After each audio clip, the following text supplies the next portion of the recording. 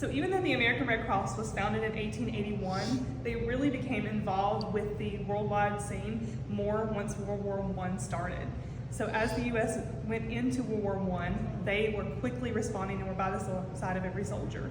By World War II, they were the primary organization that was allowed to go into battle zones with the soldiers from the United States. So some of the other groups that were involved in World War I were no longer authorized to go overseas for them.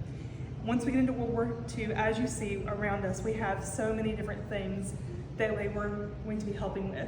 They were there for everything from nurse care, which is what most people didn't think of, to just simply morale. Without them there, a lot of these soldiers would not have had communication with their families. They helped with everything from letter writing, to providing music for the men, to providing coffee and donuts.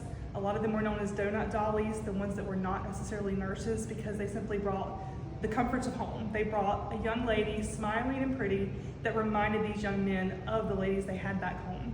And they just simply gave them a warm drink and a donut. And that just was enough to make their days.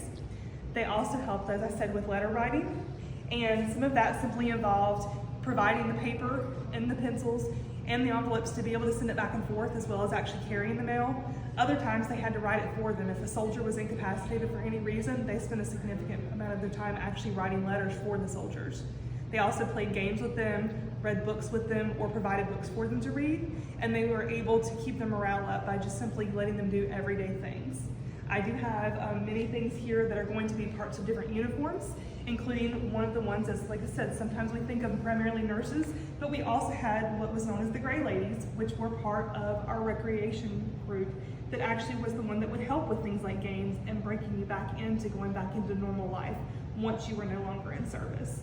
So they spent a significant amount of their time actually helping with just the everyday things.